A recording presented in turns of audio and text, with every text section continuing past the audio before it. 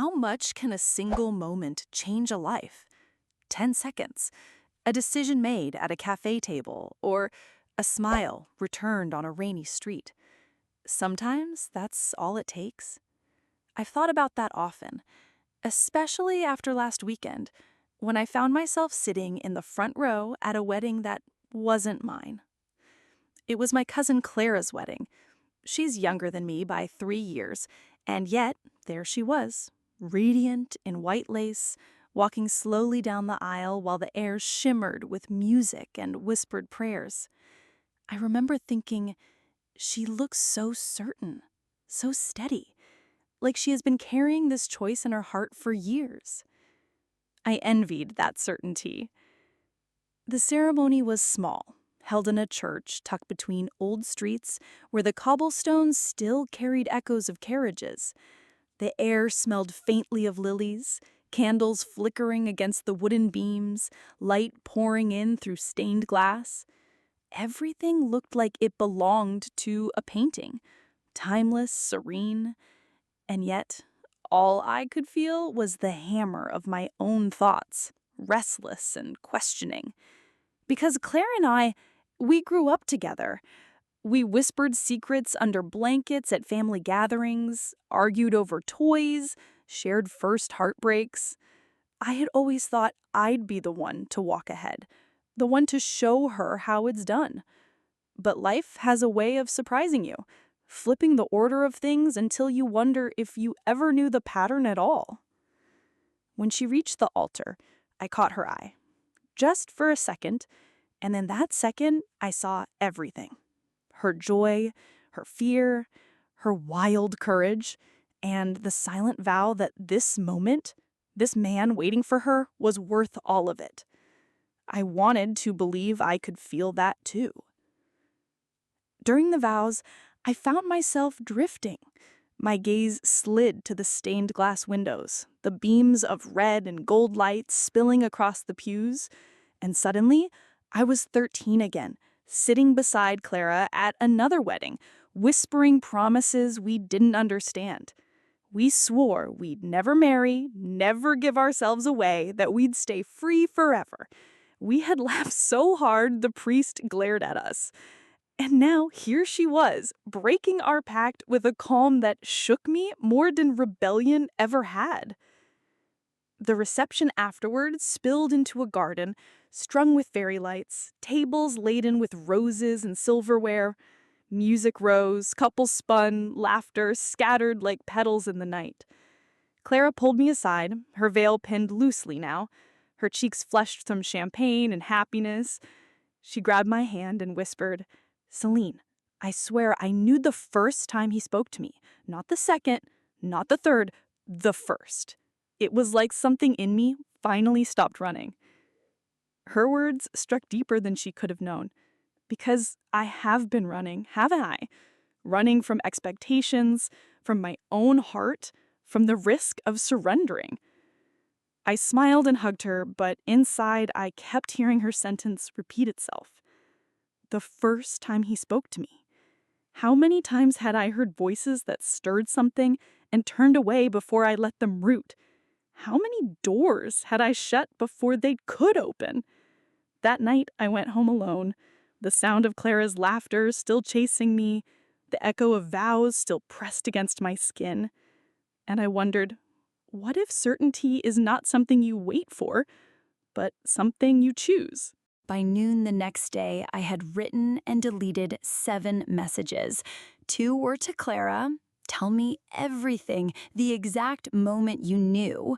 4 were to no one in particular, drafts to a number I hadn't saved, as if courage might materialize if I addressed it to a ghost. And 1 was to myself. That last one I kept. A single line in my notes app. What if certainty is a choice disguised as a feeling? The apartment still smelled faintly of lilies from the bouquet I'd brought home, their sweetness settling into the curtains. I opened the window and let the city drift in. The hiss of buses, a dog barking, the metallic clatter of someone rolling a suitcase over the uneven sidewalk. Somewhere, a bakery pulled trays from the oven. The air warmed with butter and cinnamon. Life was going on without me. It always does. Clara texted first. Honeymoon chaos. Come by? I want to tell you the story, the whole thing. I went. I brought coffee and the last slice of cake the caterer had wrapped in gold paper. Her apartment was a shipwreck of ribbon and shoes, a white heel perched on the arm of a chair like a small bird that had forgotten how to fly. She looked different without the dress. Softer, yes, but also more herself. Like the ceremony had lifted something heavy from her shoulders. Sit, she said, tugging me down onto the couch that was half buried in gift bags. You asked when I knew. Ready for the least cinematic answer ever? I laughed. Go on. It was raining, she began, rolling her eyes at herself. Of course it was raining. I was late, and my umbrella had turned inside out like an embarrassed spider. I ducked into a cafe to cry in peace for 5 minutes. The good, ugly kind, where your nose turns red and you don't care who sees. I could picture it instantly. The doorbell chiming, the smell of ground beans, Clara at a corner table with a napkin clenched in her fist. And then he asked if the seat was free. I said no, because I was in a mood and wanted to be dramatic. He sat down anyway, very carefully, like a cat finding a spot on a windowsill. He didn't talk right away. He just put his book on the table and said, if it helps, I can cry on the other side so we look symmetrical. I snorted. Terrible line. The worst, she agreed, smiling into her mug. But I laughed. The kind that snatches the hiccup right out of your chest. And it was like she searched for the word palms open. Like a door I didn't know I'd been pressing against finally swung the other direction. She told me the rest in pieces, between sips and laughter, how they walked out under one umbrella and he angled it so the rain hit his shoulder, how he remembered her coffee order without making a point of it, how he never tried to fix her sadness, but made space beside it, as if sadness were a third person at the table who needed a chair. People think certainty is fireworks. Sometimes it's just the quiet click of a key turning. You only hear it if you stop running long enough to listen. On her fridge, beneath a magnet shaped like a lemon, was a grocery list in his handwriting. Milk, tea, the good bread. I stared at the word good longer than I meant to. There are 100 kinds of bread. The good one is the one you know someone likes. As I left, she pressed a small box into my hands. For luck, she said. Inside, nestled in tissue, lay a silver hairpin shaped like a sprig of rosemary. It's from Nona's drawer. She'd want you to have something pretty when you're ready to be brave. I don't know when that is, I admitted. No one does, she said. You decide, and then pretend you always knew. Outside, the sky had that indecisive brightness. That means rain is thinking about it. I walked slowly, cake box under my arm, hairpin warm in my pocket. At the corner, the light changed. A couple ran past me laughing under a red umbrella.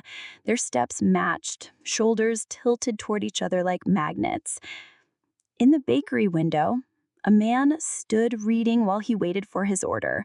One hand cupped around a paper cup as if it might try to escape. He wore an old coat and the kind of quiet that makes you want to lean closer to hear what it sounds like.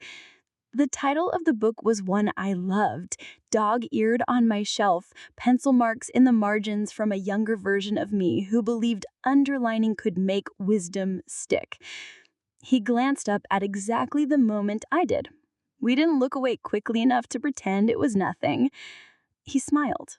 Not the practiced kind, but the surprised, small one you offer a stranger when the world briefly arranges itself into a coincidence.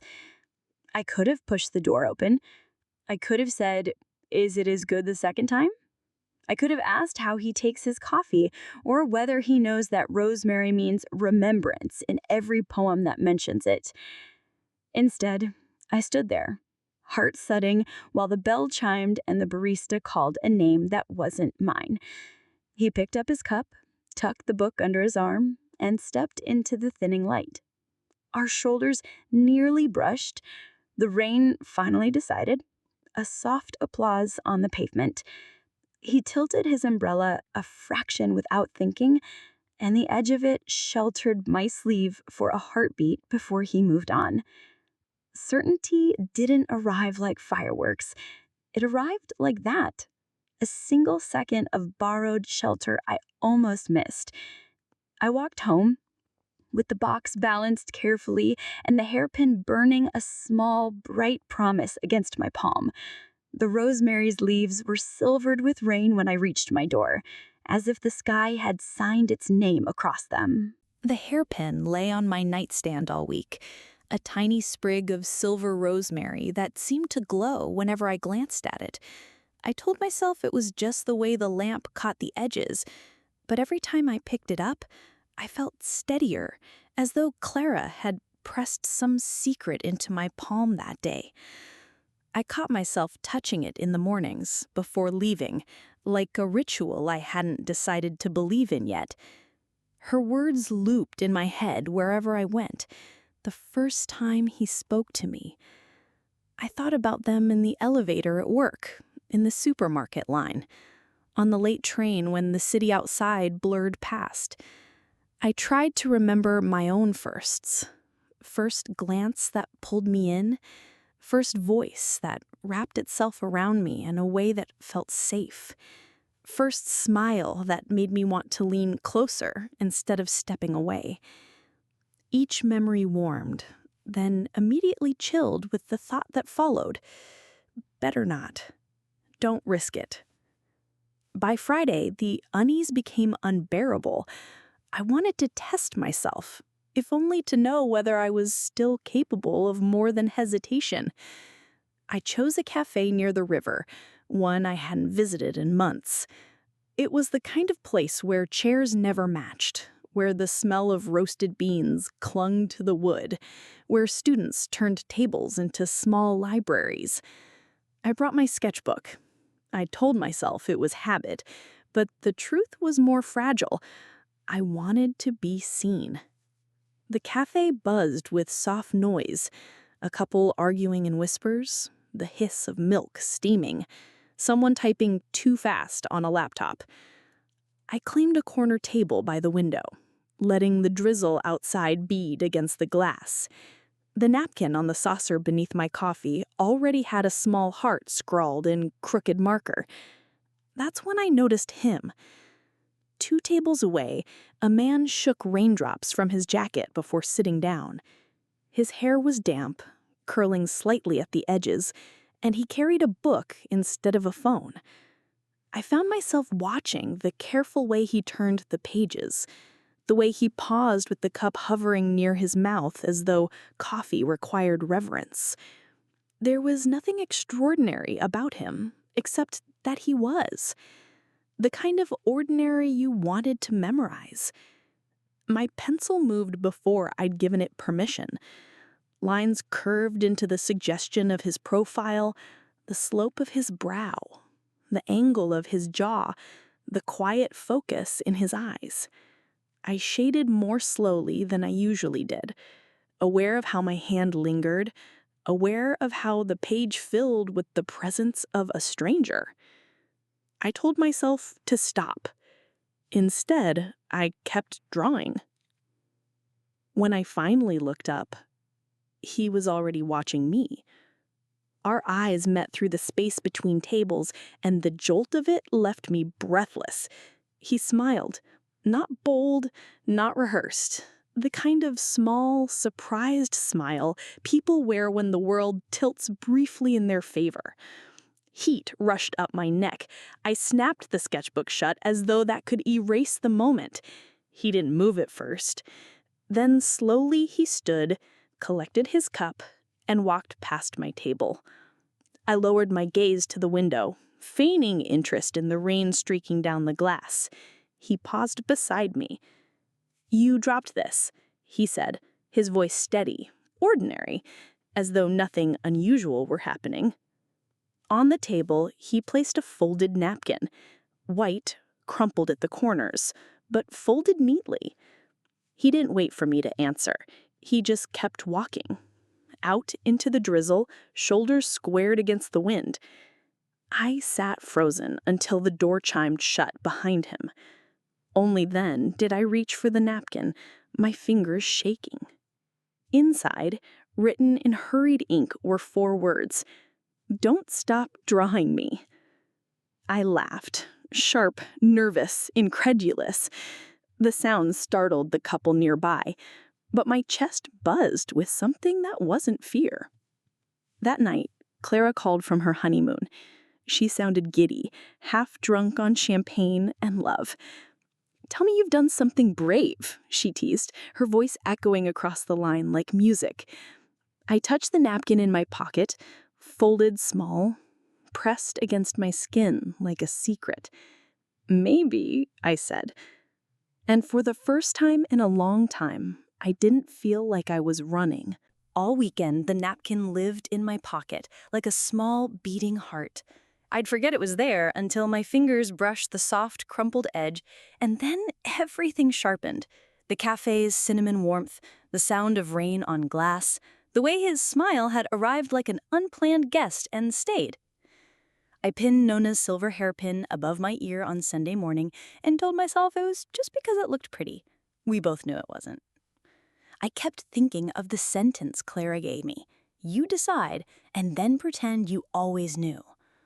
Decision, I discovered, is not a thunderclap. It's the quiet tilt of a shoulder toward a door. By noon, I was already walking in the direction of the river. I told myself I needed bread. I told myself I was only out for air, but my feet traced the map of intention before my mouth found words for it. The cafe was busier than Friday. The bell chimed nonstop. The air tasted like oranges from a cake someone kept slicing too generously. I chose the same table and set the sketchbook down the way you lay out cutlery you hope you'll use. My hands didn't shake, not much. I drew the window first, its wavering reflection of the street, the oval of light pooling on the floorboards. Then strangers spread it along the margins, a woman with a scarf, a boy counting coins, just to prove to myself that I could draw anything except the empty space 2 tables over. He wasn't there. I laughed under my breath at my own predictability and ordered bread I didn't want. The barista drew another crooked heart on my saucer and said, "You're early today?" Like I'd been coming here for years. I almost told her about the napkin, about bravery disguised as stationery, but the words felt too fragile to hand to a stranger. My phone buzzed. An unknown number. I let it go to voicemail, then curiosity won. The message was 3 seconds long. Static, a breath, and then my own voice saying, clear as glass, "I'm here." I hadn't recorded it. I hadn't said it out loud. The sound raised a shiver along my arms, not fear exactly, but the sense that the world had leaned closer to listen. I tucked the phone away and told myself to focus on what I could touch. The cup warming my palm, the rough tooth of the paper, the glint of the rosemary hairpin in the window's reflection. Outside, the drizzle had forgotten itself and become rain again. People dashed past like punctuation. A child pressed his face to the glass and fogged a perfect oval, then laughed at the ghost of himself. I drew the circle without thinking. "Is that your halo?" said a voice, amused. I looked up too fast. It wasn't the barista. It was him. Hair damp, collar turned down, book tucked under his arm like a habit. The ordinary, careful way he stood made something unclench in me. "I was aiming for a window," I said, and my voice didn't wobble. He glanced at the sketch, then at me. "Windows are only halos that change their minds." He said it lightly, then seemed to reconsider his metaphor, as if embarrassed by his own metaphor. "Sorry, coffee makes me philosophical." "Then we're in danger," I said. "Mine's already gone." He nodded toward the empty chair. I mirrored the gesture before I could think better of it. When he sat, it felt, I don't know, like a door settling on its hinges. A click you don't hear until you realize the wind is no longer getting in. Up close, he had the kind of face that's more about the way it listens than the way it looks. He didn't ask for the sketchbook. He asked, "Do you always draw what's in front of you?" "Only when it refuses to be behind me," I said. He smiled at that. Then I suppose I should behave. We talked the way you do when you're not sure what happens next and don't want to scare it away. About books that travel better than people, about the rivers smelling different after rain, about the mercy of cafes that never hurry you out. He told me his name, Gabriel, soft on the second syllable, and I tucked it away like a ribbon I might use later. I told him mine, and the way he repeated it made me want to hear it again. When he reached for his cup, his sleeve brushed my wrist. Not a spark, not a storm, just a small, precise warmth that said, "You're not the only one here." The napkin in my pocket reminded me, crinkling like a conspirator. I could have shown it to him then. I didn't. I wanted this moment to belong to itself. He glanced at the sketchbook once more. "May I?" I opened it to the page from Friday. The hurried lines of his profile, the careful shading where my hand had lingered too long. He studied it without flinching. "You saw more than I did," he said quietly. "I was just reading." That's already more than most. Reading in public without pretending you're somewhere else. His laugh was low, surprised. "Selene, do you always talk in sentences that sound like they've already been written?" "Only when I'm nervous," I admitted. A small silence, the good kind. The rain softened to a hush like someone smoothing a blanket. Somewhere behind us, cutlery chimed. He checked his watch and winced. "I have to go. A friend will revoke my birthday privileges if I'm late." "Go," I said, and it felt generous instead of scared. He stood, slid a card from his book, and hesitated. "I'm terrible at planning, but I'm good at returning. May I try that? Same table, same window, Wednesday?" I didn't know if I believed in certainty yet. I believed in this. A question that made the room larger instead of smaller. Wednesday. When he left, the door chimed again, ordinary as ever. I touched the hairpin and the napkin, one cool, one warm, and opened my sketchbook to add a single line beneath his profile. "Don't stop." I stayed until the rain forgot its name and the light found mine across the tabletop. I didn't check my voicemail again. I didn't need the echo to confirm what my mouth hadn't quite said out loud. I was here. I had chosen to be. The week crawled by with the weight of a secret exam.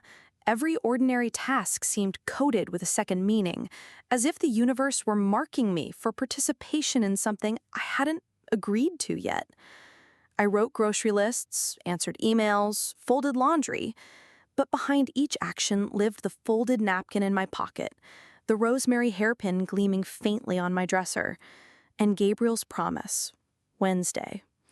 By Tuesday evening, I almost convinced myself to forget.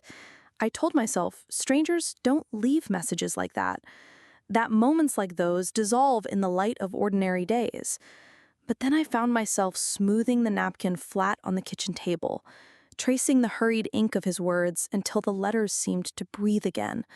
I slid the hairpin into my hair without thinking, as though it might keep me anchored if courage failed.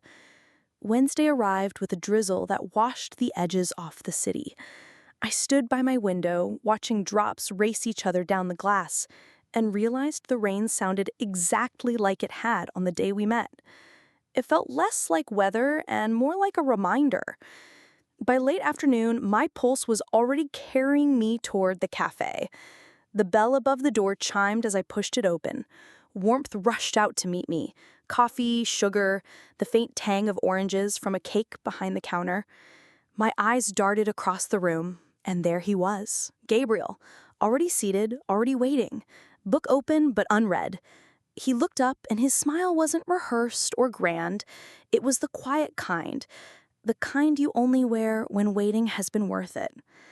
I sat, heart rattling like coins in a jar. Our conversation began with small things, the way strangers practice being less strange. He told me about his sister, who painted the city in tiny watercolor squares and sold them at train stations. I told him about Nona's hairpin, how I wore it not as decoration, but as if it carried instructions I hadn't fully deciphered. He laughed softly, like he understood anyway. As we talked, I noticed details I had missed the first time. The way he paused before answering, as if words deserved consideration. The way his fingers tapped the rim of his cup in rhythm with the jazz, playing softly from an old speaker. There was nothing urgent about him, nothing demanding. And maybe that was the most startling thing. Between our words, Clara's voice wove itself in. Decide, and then pretend you always knew. I wondered if that was what I was doing now, choosing to believe in a fragile thread and calling it certainty. At one point, Gabriel leaned forward, lowering his voice, though no one was listening. "You know what I think?" "What?" I asked, my pulse already answering for me.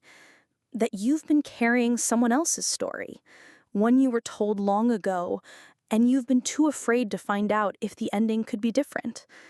His words hit deeper than I expected. I wanted to argue, but instead I reached for my cup, letting the steam shield my trembling lips.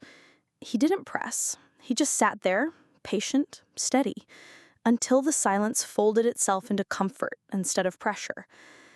Time blurred. I don't know how long we stayed, only that when we finally rose to leave, I felt reluctant to let the air shift back into ordinary. At the door, he said simply, "Same time, same place." I nodded before I could think of reasons not to. On the walk home, the city was wet and alive, the air scented with stone and rain-washed leaves. I thought of Clara at her altar, of the promises she had spoken with such certainty. I thought of the napkin in my pocket, crinkled but unyielding, whispering its own vow. And I thought of the way Gabriel had said my name once, carefully, like he was placing it somewhere safe. That night, I laid the hairpin on the nightstand beside the folded napkin. Together, they looked like offerings. Not proof, not destiny. Just enough to remind me that sometimes bravery is nothing more than showing up.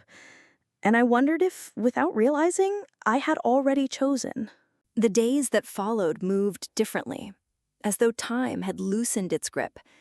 Even the smallest routines felt threaded with something new. When I poured coffee in the morning, I caught myself smiling at the steam like it was a signal. When I checked my reflection before leaving, I tilted my head, noticing how the rosemary hairpin seemed to glow against my hair. Ordinary things had begun to carry weight. Gabriel and I met again and again. Sometimes at the cafe, sometimes on slow walks by the river, where the lamps stretched our shadows into twin lines across the pavement. We didn't hurry. We didn't label. We let words find their own pace. He talked about books he never finished, but refused to give away. I confessed that I collected receipts from trips I could barely afford, as though proof of movement meant I hadn't been still. He didn't laugh at that. He said, "I think that's beautiful." And for a while, I believed him more than I believed myself. But certainty is not without doubt. One night, lying awake, I thought of Clara again. The calm in her eyes, the vow she had spoken, as if it had always lived inside her. I compared it to the knot of restlessness that still twisted in me.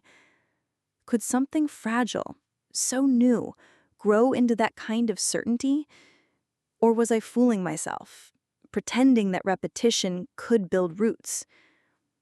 The napkin still lived in my pocket, its ink fading where my thumb brushed too often. "Don't stop drawing me." A stranger's request, yet the words no longer belonged only to him. They felt like instructions from life itself. Don't stop sketching. Don't stop reaching. Don't stop showing up even when fear hisses louder than courage. That weekend, I tried. I filled page after page with faces glimpsed on buses, with doorways and bridges and the curve of the cafe's window. And somewhere in the middle, almost by accident, I drew Clara again, standing at her altar, veil glowing with light, her hand outstretched toward the man she had chosen. My pencil faltered at the tenderness in her smile. She had leapt, and the world had caught her. I wondered if I was strong enough to leap. Monday came. Rain again. It always seemed to follow us. Soft applause across the cobblestones. Gabriel and I shared his umbrella, shoulders nearly touching. At a crossing, he glanced sideways and said, almost casually, "It's strange, isn't it? How we keep returning to the same corner, the same table, almost as if it's already written somewhere." I felt my chest tighten. "Do you believe in things being written?" He shrugged. "I believe some stories don't mind being told twice." I wanted to answer, but the light changed and we moved with the crowd, swept forward by strangers who didn't care whether certainty was real or not. My heart beat too fast, my thoughts too tangled. And yet, when his sleeve brushed mine, I didn't step away. That night, I placed the napkin inside my sketchbook, between the lines of his profile. The paper felt safer there, like a chapter that hadn't ended yet. I closed the book gently, as though not to wake something that had only just begun. I thought certainty would arrive like a sunrise, slow, golden, undeniable. Instead, it came in fragments, scattered through the week like coins dropped on a sidewalk. The way his hand brushed mine when he passed me a cup of coffee, the pause before he answered a question, as if my words deserved more care than others gave them. The umbrella tilted just far enough to shelter me, though it meant his shoulder soaked through. Each of these moments was small, almost ignorable, yet together they formed a rhythm. And still, doubt clung to me like damp clothes after rain. I found myself rehearsing Clara's wedding over and over, comparing her glowing certainty with the hesitation that shadowed my own steps. She had looked like she had leapt without fear. I wondered if I would ever look like that, or if I would always hover on the edge, waiting for signs that never arrived. At night, I sat with my sketchbook open across my lap. Page after page bore the outlines of strangers, the curved back of a woman reading on the bus, the impatient line of a boy waiting at a crossing, the lazy sprawl of a man asleep beneath a tree. But his face, Gabrielle's, appeared most often. Half-shaded profiles, the slope of his brow, the line of his jaw. No pencil could hold the warmth of his voice, the cadence of his laughter, the gentle rhythm of him existing near me. I pressed my thumb against one of those sketches hard enough to smudge the graphite and whispered aloud, "Why do you feel so close, even when you're gone?" The rule is silent, but silence is never empty. Somewhere inside it, I thought I heard his echo, faint as memory, but distinct enough to make my chest tighten. Not words, not sound, but recognition. It wasn't fear that shook me. It was the realization that Claire was right. Certainty doesn't always knock. Sometimes it whispers.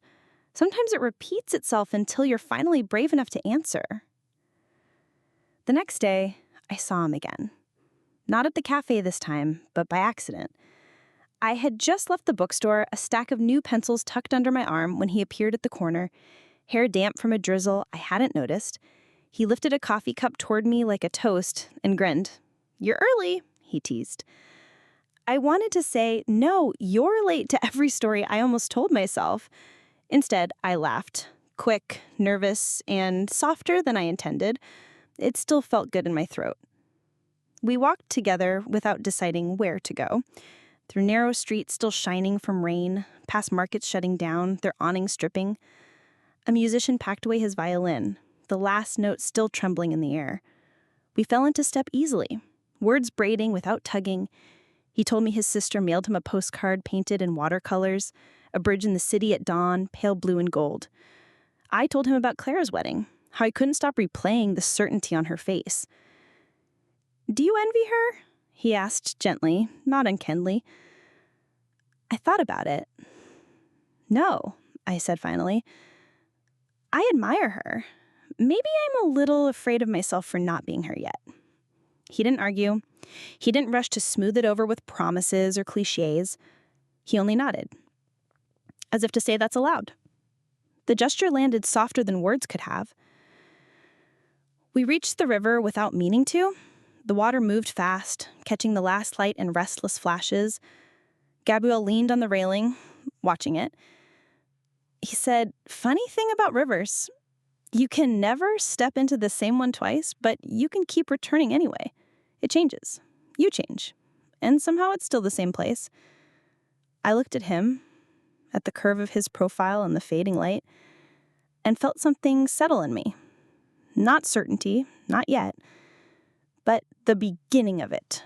A door swinging slightly open, letting air I hadn't breathed before spill in. For the first time, envy's sharp edge softened. It didn't vanish, but it reshaped itself into something closer to hope. The days that followed unfolded like pages from a book I wasn't sure I'd agreed to read, yet couldn't stop turning. Work carried on as always, deadlines, voices over phones, polite nods in hallways. But everything ordinary felt threaded with a quiet hum, as though some invisible current had found me. Even the smallest things seemed changed. The sound of the kettle whistling, the way the evening light slid across my floor, the scent of rosemary whenever I touched the silver hairpin Clara had given me. All of it seemed to ask, "Are you ready to stop running?" Gabriel and I kept meeting, sometimes planned, sometimes not. The cafe remained our anchor, but soon the city itself became our shared room. We walked streets shiny with rain, shoes squeaking against cobblestones. We browsed stalls at the weekend market where vendors called out prices like old hymns, voices layered over the smell of fried dough and spilled wine. He bought roasted chestnuts one afternoon, the bag too hot for my hands, and when I yelped, he laughed and offered his scarf. I kept it around my shoulders long after the chestnuts were gone, inhaling cedar and the faintest note of ink, as though I could sketch the scent into memory. Once, we stumbled into a street fair by accident. Colored lights strung above us buzzed faintly. Children ran in wild loops with balloons tied to their wrists, and a violinist played a song so sweet it made my throat ache. Gabriel clapped out of rhythm just to make me laugh. I did, loud enough that passers-by turned. For once, I didn't care how I looked. Only that laughter had loosened something that felt rusted shut inside me. But it wasn't only brightness. Doubt moved alongside us, a quieter companion. At night, lying awake, I replayed Clara's vows in my mind, the steadiness of her gaze, the unwavering curve of her smile. Could what I felt now ever solidify into something that unshakable? Or was I chasing shadows, pretending this fragile beginning was already a foundation? One evening, Gabriel led me into a bookstore hidden behind a florist's shop. The place smelled of roses and old paper, the shelves leaning like they carried the weight of too many secrets. He pulled a cracked book from the shelf, opened it, and read aloud a single line, "Love is not found, but remembered." Before I could see the title, he snapped it shut with a grin. I protested. "That's cheating." He said, "Maybe, or maybe some truths don't need citations." We wandered the aisles slowly. I found a sketchbook tucked between atlases, its cover worn smooth. I bought it on impulse. On the way home, I slipped the folded napkin into its first page. "Don't stop drawing me." The ink was fading now, blurred where my thumb had brushed it too often, but the words still breathed. They didn't belong to a stranger anymore. They belonged to this version of me who was trying, finally, to stay. That night, I opened the sketchbook at my desk, lamp casting a circle of gold around me. I drew without fear this time, not hurried outlines, not apologies in graphite. The slope of his brow, the softness in his smile, the faint line at the corner of his mouth that appeared only when he tried not to laugh. It wasn't perfect, it wasn't finished, but it was real. I set down my pencil and looked at the rosemary hairpin glittering faintly beside the page. Clara's voice echoed again. You'll need something pretty when you're ready to be brave." I touched the pin gently, like testing the weight of courage itself. Maybe bravery wasn't loud or cinematic. Maybe it was this: sitting at a desk in a quiet apartment, sketching a man who became a question I wanted to keep answering. For the first time in years, I felt no need to run. The celebration had reached its peak, that kind of rhythm where music and voices melt together into something larger than sound. My cousin glowed, her face alight with the kind of happiness that didn't need words. I watched her from a corner table, my glass of wine warming slowly in my hand, and I couldn't shake the odd thought that, in some way, we were all marrying with her. That the family, in all its tangled history, was claiming a victory tonight. I remembered when we were children, staging little weddings for our dolls. She would always insist on being the bride. Veil made of torn curtains, necklace stolen from her mother's dresser, and I was everything else. The photographer, the priest, even the runaway bride who slammed the toy door at the last moment. It made me laugh then, but tonight the memory returned like a whisper I couldn't ignore. She had always known what she wanted. I had always found a way to stand aside. The room was thick with scents: baked bread, roasted meat spiced with cinnamon, fresh fruit sliced open on silver trays. Every sound was magnified: laughter, clinking glasses, even the faint squeak of polished shoes on the wooden floor. For her, this was the beginning of something permanent. For me, the night felt like a reminder of how fragile permanence really is. "Selene, why so serious?" My cousin's brother leaned close, his cologne sharp with oak and citrus. His tone was playful, but his eyes searched my face. I smiled faintly, just watching you all be happy. "And you? Don't you want this for yourself?" He asked it lightly, but the question landed heavy, as though it had been rehearsed by 100 relatives before him. I sipped my wine, choosing silence before words. Maybe I haven't found the right person yet. Or maybe I'm still finding myself. He laughed and disappeared into the crowd, but his question lingered, humming beneath the music like a low note. I slipped outside for air. The night was warm, the kind of air that carried the scent of grass and car exhaust in the same breath. Crickets played their endless song, a counterpoint to the muffled bass inside. Out here, I could finally hear my own thoughts. Why was it that love for me was always threaded with fear? Why did every story I told myself end in leaving, in loss, in silence? Perhaps because once I had given too much and received too little. Perhaps because deep down I doubted the very idea of forever. But when I thought of her, my cousin, radiant and certain, I realized something. Love wasn't about guarantees. It wasn't about timelines or certainty. It was about the leap, the terrifying surrender of stepping into empty air, trusting that someone would catch you. I hugged my arms around myself, breathing in the quiet, and for the first time in years, I allowed the thought, maybe one day I'll be brave enough to leap too. By the time the last song ended and the final glass was raised, the night had already slipped into that fragile hour between celebration and silence. Guests trickled out in clusters, coats thrown over their shoulders, voices softened with wine and fatigue. The laughter that had once filled the room lingered only in fragments, like the fading echo of a bell. I stayed behind.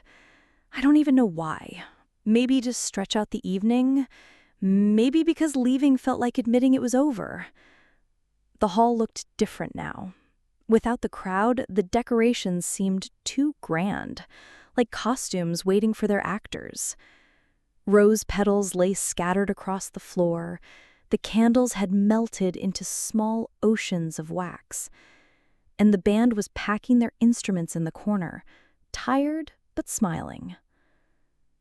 I walked slowly between the tables, fingertips brushing the linen cloths.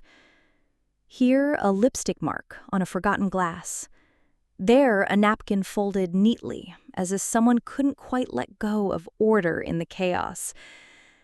The smell of food still clung to the air. Roasted meat and cinnamon, though fainter now, mixed with the sharper scent of extinguished candles. On the stage, where just hours ago my cousin had stood glowing in her white dress, there was only emptiness. I sat down on its edge, the wood cold beneath my palm, and let my legs dangle like I used to when no one was watching. I thought of her smile, the way she looked at him with a trust so absolute, it almost frightened me. And I wondered, would I ever allow myself to look at someone that way again? That thought twisted something in me. I had been loved before. I had loved before. But love in my past had always carried an aftertaste of loss, of departure, of silence that arrived too soon. Watching her tonight had made me realize how tightly I still held those shadows. I told myself I was protecting my heart, when in truth I was only feeding the fear. Beautiful night, isn't it? The voice startled me. One of the older waiters had paused nearby, gathering empty plates. His eyes crinkled kindly, as if he had caught me in some secret moment. Yes, I answered, forcing a smile. It really was. He nodded, as if that was all that needed to be said, and moved on. His presence reminded me that life always continues, even after the music stops. The hall would be spotless tomorrow, as though this night had never existed. Only those who had lived it would carry it forward. I lay back for a moment, staring at the ceiling. The chandeliers still glowed faintly, their crystals catching what little light remained. I imagined them as stars, suspended just for us, refusing to go out until every dream had been whispered. And I whispered mine, not aloud, but inwardly, in the place where I keep the fragile hopes I rarely admit, that someday I will walk into a room and feel the same certainty she felt, that I will take someone's hand without calculating the risks or rehearsing the escape, that I will let myself be chosen and choose in return. That thought frightened me, but it also lit something inside me. Small, delicate, but alive. When I finally stood, the hall was nearly empty. Staff moved quietly in the background, stacking chairs, sweeping petals. I slipped on my coat and walked toward the exit. Pausing once more to look back, the room shimmered in its half-light, holding the memory of 100 smiles, of vows spoken and believed. Outside, the air was cooler, brushing against my skin like a reminder that the world had already moved on. The street was quiet, save for the hum of a car in the distance. Above, the sky spread wide, dotted with stars that seemed brighter than usual. Countless little witnesses, watching without judgment. My heel clicked against the cobblestones, each step sharp in the silence. It sounded lonely, yes, but not hollow. It sounded like a story still unfolding, a rhythm still finding its melody. I stopped once, halfway down the street, and lifted my face to the sky. I thought of her, of my cousin stepping into her new life, radiant and fearless. And I realized her wedding wasn't proof of my solitude. It was proof of something far greater, proof that love exists, stubborn, fragile, luminous, waiting for those brave enough to meet it. And when my moment comes, I will not run. I will not hide behind doubts or old wounds. I will step forward, into the light, into the unknown. Until then, I'll let myself dream. And maybe, just maybe, dreaming is the first step towards believing. When I finally stepped back into my apartment, it felt both too small and too wide at once. The silence was immediate, like a wave closing behind me. I stood in the doorway for a long moment, holding the weight of the evening in my hands as though it were a fragile object that might shatter if I set it down too quickly. The faint smell of perfume still clung to my dress, mingling with the quiet scent of home, books, dust, the last trace of coffee from the morning. I dropped my clutch on the table, kicked off my shoes, and let the cool floor remind me that I was alone again. But the aloneness no longer felt like a wound. It felt like space, an unfinished page waiting for words. I filled a glass of water and carried it to the window. The city stretched beneath me, softer now, its lights glowing like restless fireflies. Traffic had thinned to a trickle, and the world felt suspended, as though holding its breath. I rested my forehead against the glass, cool against my skin, and let my reflection blend with the night outside. Somewhere across town, my cousin was likely laughing still, her dress piled on a chair, her hair undone, her new husband whispering promises into the folds of the dark. I closed my eyes and pictured her smile, radiant and unshaken, and instead of envy, I felt something unexpected, warmth. Because her joy didn't diminish me, it reminded me that love was not a myth, but a choice, repeated in 100 small gestures that together became a life. The glass in my hand trembled slightly as I raised it, an unspoken toast to the invisible thread connecting us all, to her, to him, to me, to the possibility of what comes next. I whispered into the quiet, to what hasn't happened yet. The words floated out, fragile, then dissolved into the stillness. And yet I felt the night absorb them, heard not with ears but with the strange certainty that sometimes arrives when you finally stop resisting yourself. I turned from the window and wandered through my apartment. The rooms were dim but familiar, carrying the shape of my solitude without condemning it. My sketchbook lay open on the desk, a half-drawn design waiting for lines to complete it. I traced the pencil marks with my finger, realizing how similar it was to my life, unfinished but alive with potential. I thought again of the vows spoken that evening, words about forever, about holding on through storms and time. Part of me still doubted them. I'd seen too much, felt too much to believe blindly. But another part, quieter, steadier, whispered that maybe it wasn't about forever at all. Maybe it was about courage in the moment, the willingness to leap without knowing where you would land. And that, I realized, was the piece I had been missing. Not love itself, but the courage to allow it. I lay down on the sofa, not ready for bed, the city lights painting shifting patterns across the ceiling. My body was tired, but my mind was alert, alive in a way I hadn't felt in months. The memory of her wedding shimmered behind my eyelids. The music, the petals, the way her hand clutched his as though it had always belonged there. For the first time in a long time, I didn't feel behind. I didn't feel broken. I felt on the edge of something. A threshold. I smiled into the dark, a small, honest smile that belonged only to me. And before sleep finally took me, I held one thought steady in my chest, that my story was still writing itself, and one day, maybe sooner than I believed, I would be brave enough to leap.